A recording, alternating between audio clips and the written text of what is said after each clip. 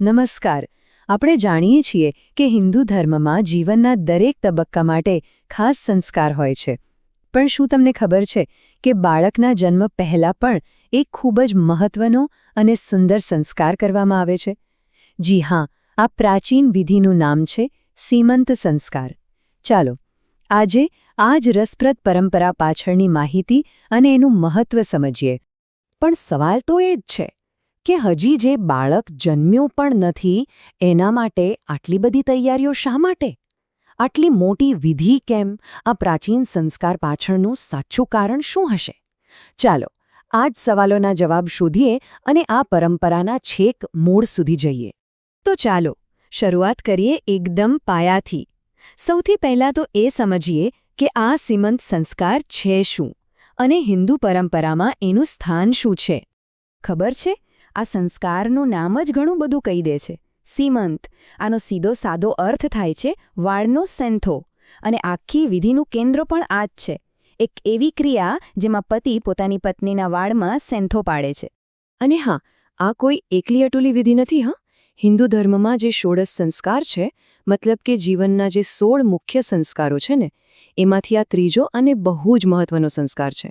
આપણે ત્યાં સામાન્ય રીતે આને ખોળો ભરવાની વિધિ પણ કહેવાય છે. તમે સાંભળ્યું જ હશે. ઓકે, તો આપણે એ તો સમજી લીધું કે આ સંસ્કાર શું છે, પણ હવે આવે છે સૌથી મોટો સવાલ કે આ વિધિ કરાય છે શા માટે? એનો અસલી હેતુ શું છે? ચાલો હવે એના પર નજર કરીએ. જુઓ, આ સંસ્કાર પાછળ મુખ્યત્વે 3 બહુ ઊંડા કારણો છે. પહેલું, ગર્ભરક્ષણ, એટલે કે આવનારા બાળકને બધી નકારાત્મક શક્તિઓથી બચાવવું. બીજું છે એનું માનસિક વિકાસ, જેથી ગર્ભમાંથી જ એની બુદ્ધિ તેજ બને. અને ત્રીજું, અને કદાચ સૌથી વધુ મહત્વનું, એ છે માતાની પ્રસન્નતા. એ વાતનું ધ્યાન રાખવું કે માતા ખુશ અને હકારાત્મક રહે. અને આ ત્રણેય બાબતોનો આધાર એક જ વિચાર પર છે કે માતાના વિચારોની સીધી અસર ગર્ભમાં રહેલા બાળક પર પડે છે. બસ આ જ કારણે આખા સંસ્કારનું મુખ્ય ફોકસ એ હોય છે કે માતા માનસિક અને ભાવનાત્મક રીતે એકદમ પોઝિટિવ રહે, કારણ કે એ જ તો બાળકના સારા વિકાસનો પાયો છે. ચાલો, તો હેતુ તો એકદમ ક્લિયર છે. પણ સવાલ એ છે કે આ વિધિ ખરેખર ક્યારે અને કેવી રીતે કરવામાં આવે છે? હવે આપણે એની પ્રેક્ટિકલ માહિતી પર જઈએ. એટલે કે એની પ્રક્રિયા અને સાચો સમય કયો છે એ સમજીએ. હવે સમયની વાત કરીએ તો એમાં થોડા અલગ મંતવ્યો છે. સામાન્ય રીતે આ વિધિ પ્રેગ્નન્સીના 4થા, 6થા કે 8મા મહિનામાં થાય છે. પણ જો આયુર્વેદની દ્રષ્ટિએ જોઈએ, ખાસ કરીને સુશ્રુત સંહિતામાં, તો 4થા મહિના પર ખાસ ભાર મુકાયો છે. કેમ? કારણ કે એવું મનાય છે કે આ જ સમયે ગર્ભમાં બાળકના અંગો વિકસિત થાય છે અને એમાં ચેતના જાગૃત થાય છે. તો હવે વિધિમાં શું શું કરવામાં આવે છે એની પર એક નજર કરીએ. આ સંસ્કારની મુખ્ય ક્રિયાઓ કઈ છે? ચાલો જાણીએ. આ વિધિમાં મુખ્યત્વે 3 બાબતો હોય છે. પહેલું, સેંથો પૂરવાની ક્રિયા, જેમાં પતિ પોતાની પત્નીના વાળમાં સેંથો પાડે છે, જે એક રીતે સૌભાગ્ય અને રક્ષણનું પ્રતીક મનાય છે. બીજું, હવન પૂજન.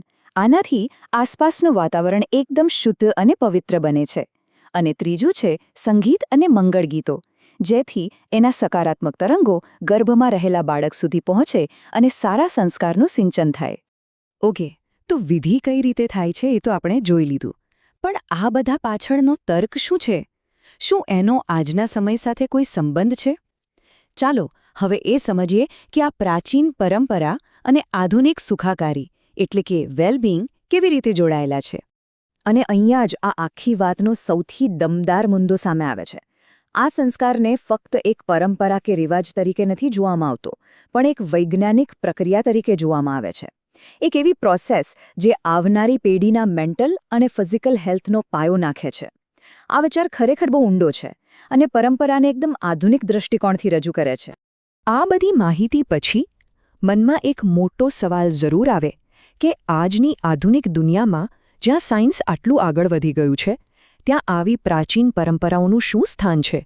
શું એ આજે પણ એટલી જ સુસંગત છે? ખરેખર પરંપરા અને વિજ્ઞાન વચ્ચેનો આ સંબંધ એક વિચારવા જેવો મુદ્દો છે, નહીં?